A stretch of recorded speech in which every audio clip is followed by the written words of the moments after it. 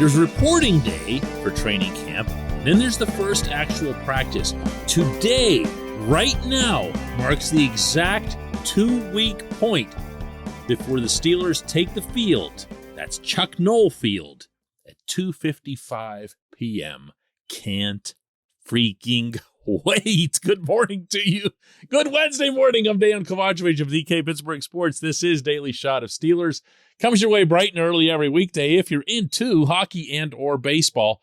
I also offer daily shots of Penguins and Pirates where you found this.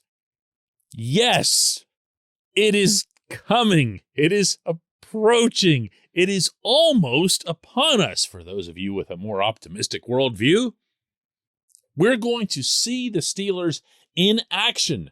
Not just reporting, not just driving up to the dorm rooms with their TVs and so forth, lugging those up the steps at St. Vincent College, but actual football. And I've got for you today, just for fun and just because there's still nothing else to talk about related to the Steelers, and no, I'm still not remotely interested in what they're going to be calling Heinz Field, or whatever it is they want to call it. It's the name of a building. Who cares?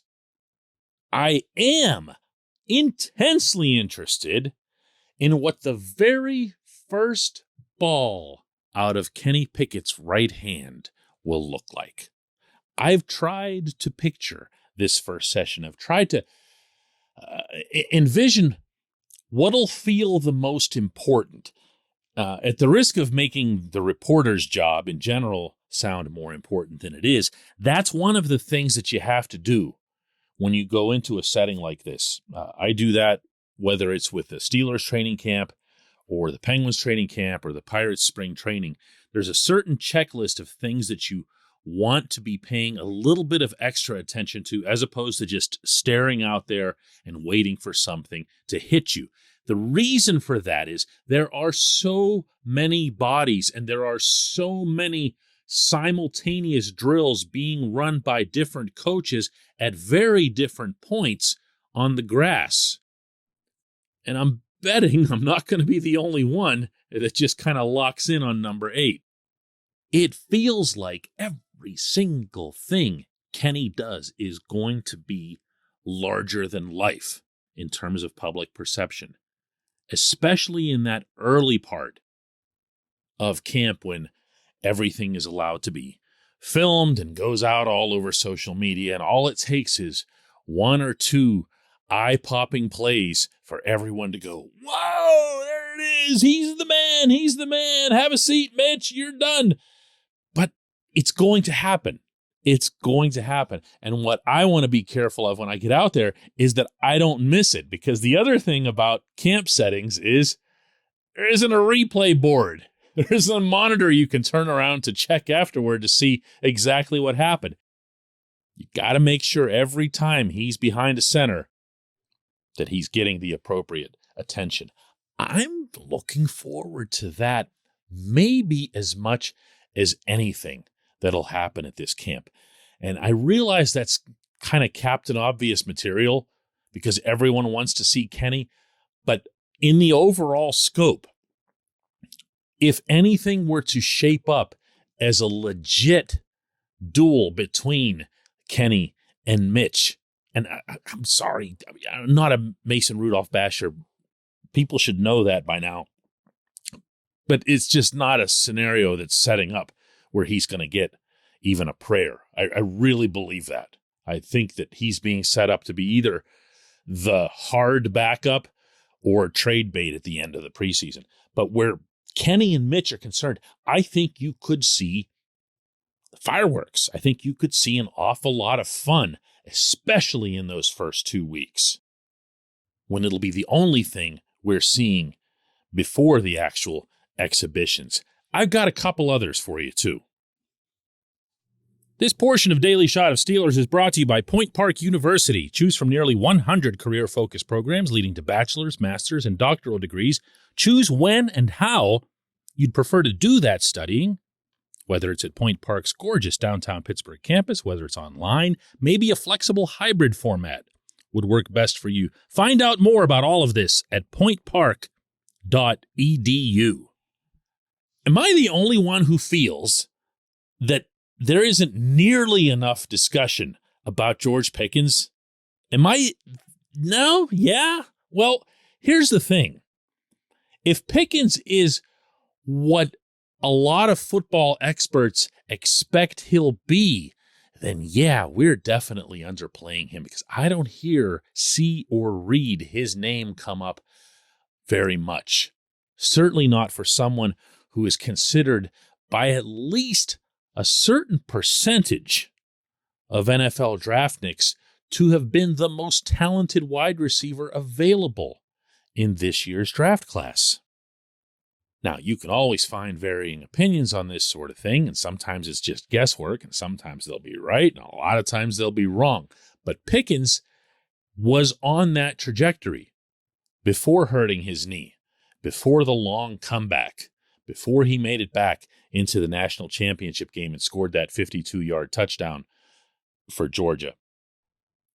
And let's not forget that when the Steelers attended his pro day, all they were looking for were signs of health in one direction or the other. And they left there feeling that he had a clean bill in that regard. If so, how much longer, if at all, will he need to show what he can do in this setting? And if he gets that opportunity, and if he starts to make an impact, believe you me, the quarterbacks will notice that. The quarterbacks will feed the beast. And imagine the excitement that would result from that. I feel obligated, because we know that the defense is going to be stronger than the offense, to say something from the other side of the football. And camp settings don't really offer as much in that regard. You're going to see DBs get an opportunity. You're going to see safeties get an opportunity to make splash, but you're not going to see the same kind of impact that you could see from a quarterback or a wide receiver. Nonetheless, I will throw this in there, even if it's not as sexy or whatever, and that would be watching Devin Bush make plays again. I can't picture anything that would represent a bigger boon to how everyone feels about this defense, most importantly on the inside, than if Bush were to look like he's at least on the track to resume being an impact player. And let's not forget that he was an impact player as a rookie. This idea that his talent was misjudged or this or that was misjudged, the only thing that happened was he got hurt and then didn't handle being hurt, at least in my estimation, all that well last season. But if he can start making plays again, that just changes the whole feel of that defense in the front seven. It really does. This is fun. I could keep doing this. But duty calls, and the J1Q is next.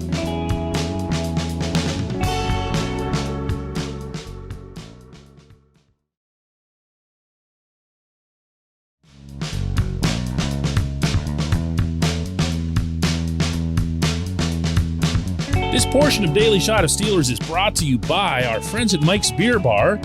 They're located directly across Federal Street from PNC Park.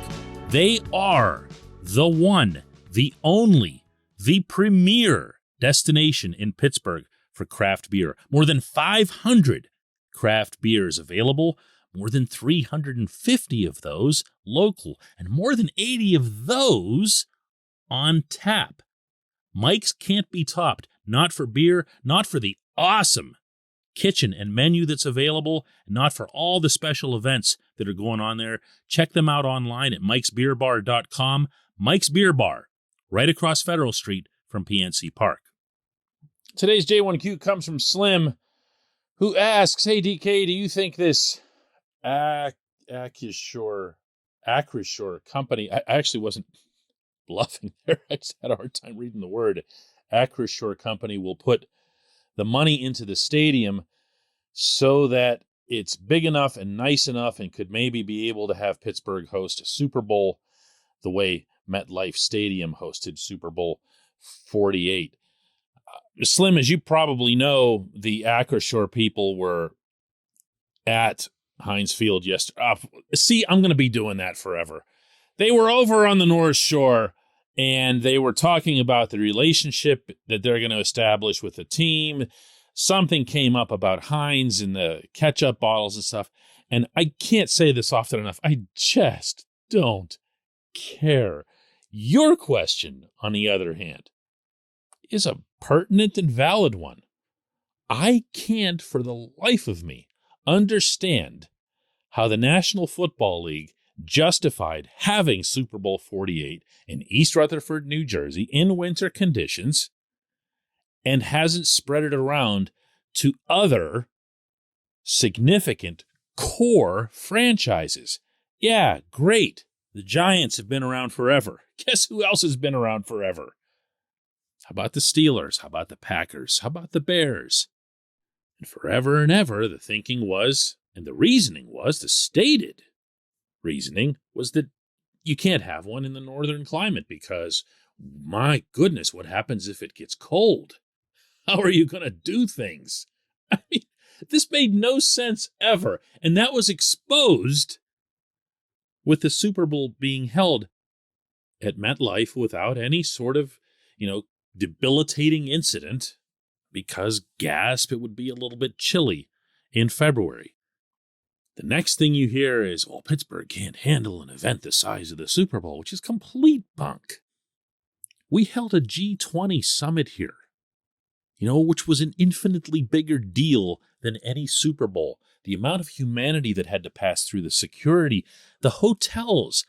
We always have had enough hotels to accommodate any Super Bowl before we started building tons more in the downtown / North Shore / Strip areas. We can absolutely accommodate any Super Bowl. Now, does Heinz Field have the capacity that you want?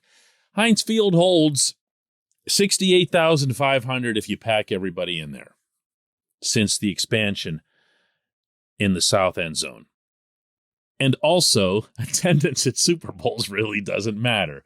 You need to fit just enough dignitaries and just enough fans in there to put on a made-for-TV event, because that's exactly what it is. The difference between a stadium holding almost 70,000, like Pittsburgh's, and a stadium that holds 80,000 means next to nothing.